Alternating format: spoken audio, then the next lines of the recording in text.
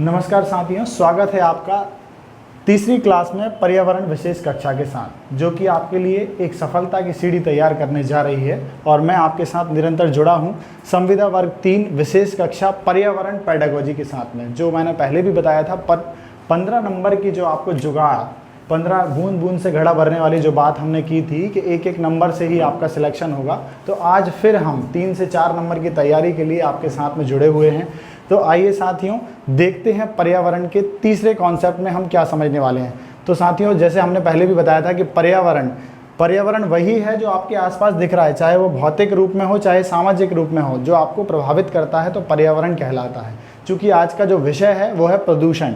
तो प्रदूषण यानी कि पॉल्यूशन, अंग्रेजी भाषा में इसको पॉल्यूशन कहते हैं। तो पर्यावरण का जो प्रदूषण है वो अलग नहीं है, जो आपके आसपास हो रहा है वही प्रदूषण है। तो उस प्रदूषण को जानने के लिए इस परिभाषा से हम लिंकअप करते हैं। कैसे कि भौतिक एवं सामाजिक तत्व जो आपको प्रभावित करते हैं वह तो पर्यावरण है, लेकिन यदि वही आपके लिए हानिकारक हो जाए साथियों, तो वह प्रदूषण बन जाते हैं। जैसे आपके सामने कुछ शब्दों की हेराफेरी करके सीटेट की परीक्षा हो या फिर आपके संविदा वर्ग 3 का ही एग्ज़ाम क्यों ना हो अभी आने वाला, उन्होंने पूछ लिया या लिख दी बेभौतिक या सामाजिक तत्व जो आपको हानि नहीं पहुंचाते हैं कहलाते हैं। तो हानि नहीं पहुंचाने के कॉन्सेप्ट में भी आप क्या करेंगे, प्रदूषण लगा के आ जाएंगे, जबकि उसका आंसर क्या है, पर्यावरण। और हानि पहुंचाते हैं तो प्रदूषण बन जाते हैं। तो आपको समझ में आ रहा होगा कि 1 नंबर की व्यवस्था यहाँ से कैसी हो सकती है। अब सामान्य रूप में जनरल हम जो कहते हैं कि पर्यावरणीय जो घटक उनका प्रदूषित हो जाना, उनका क्या हो जाना, प्रदूषित हो जाना, प्रदूषण हो जाता है या प्रदूषण वह बन जाता है। तो प्रदूषण में जो मेन कारक हैं या जिनको हम घटक कहते हैं वो 3 हैं।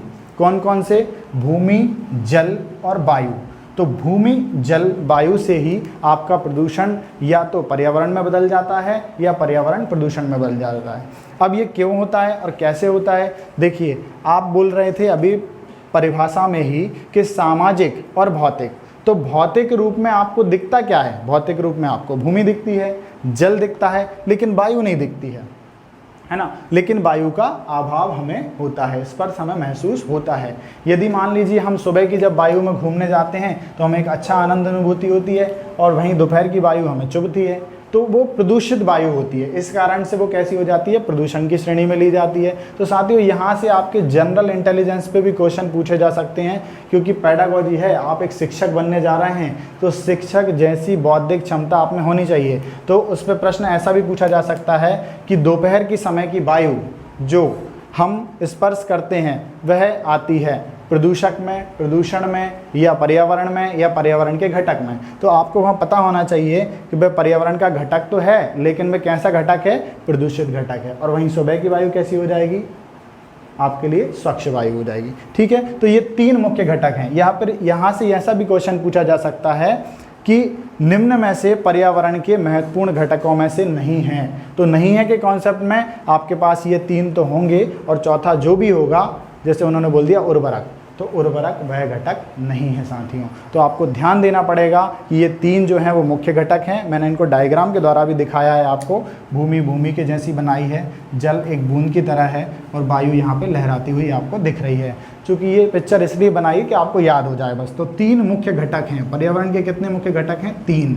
यदि संख्या में भी पूछ लें, पर्यावरण के मुख्य घटकों की संख्या है 2, 3, 4, 5, तो कितने हैं? 3 घटक हैं।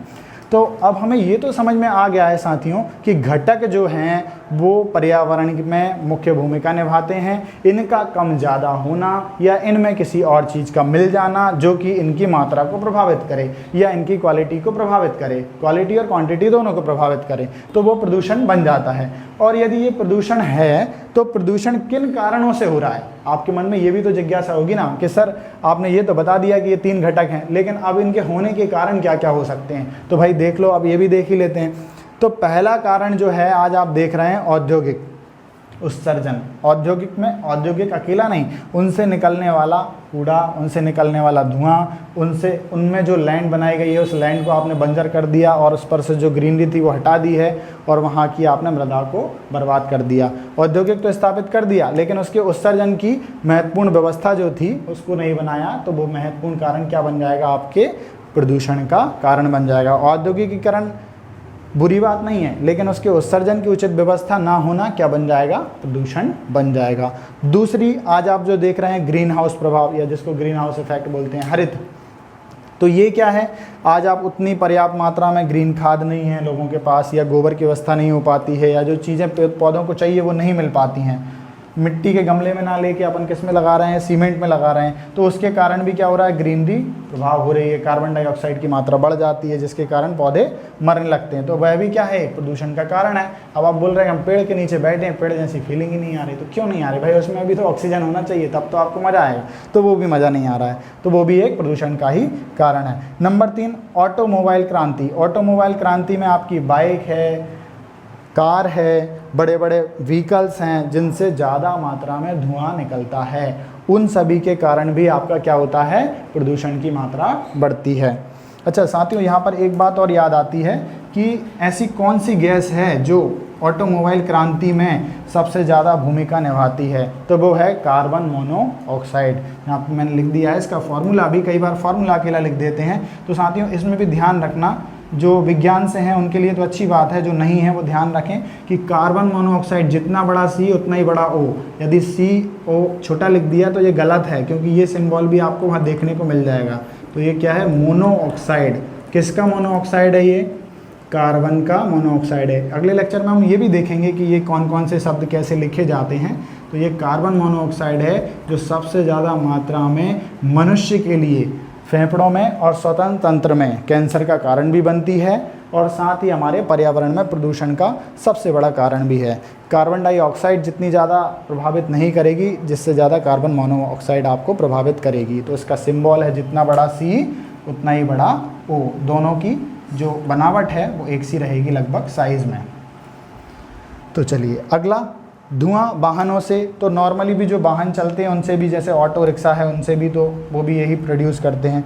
और सबसे बड़ा कारण है अम्ल वर्षा। अब तो वैसे कोरोना वायरस ने कई हद तक वायु को प्योर कर दिया है, तो प्रदूषण का खतरा कम है, लेकिन कभी कभी फिर भी आजकल हम लोग जो रेनी आती है, पहले बारिश में नहाते थे तो कुछ नहीं होता था, आज आप बारिश में निकल जाओ तो किसी को कुछ स्किन डिसीज़ हो रही है कुछ, तो इसमें भी क्या होती है, आपकी कार्बन मोनोऑक्साइड होती है, कार्बन डाइऑक्साइड होती है, और भी एक्स्ट्रा गैसेस होती हैं जिनमें ये अम्ल का काम करती है, यानी एसिड वर्षा होती है। तो वो एसिड आप समझते ही हैं कि एसिड जो बड़ा खतरनाक सा एक वेपन है, लोग जल जाते हैं, तो अम्ल वर्षा भी एक प्रदूषण का कारण बनती है। मुझे उम्मीद है कि साथियों आपको समझ में भी आया होगा। अगले सेगमेंट में हम आपसे जुड़ेंगे, और चैनल को सब्सक्राइब कीजिए, जुड़ते रहिए।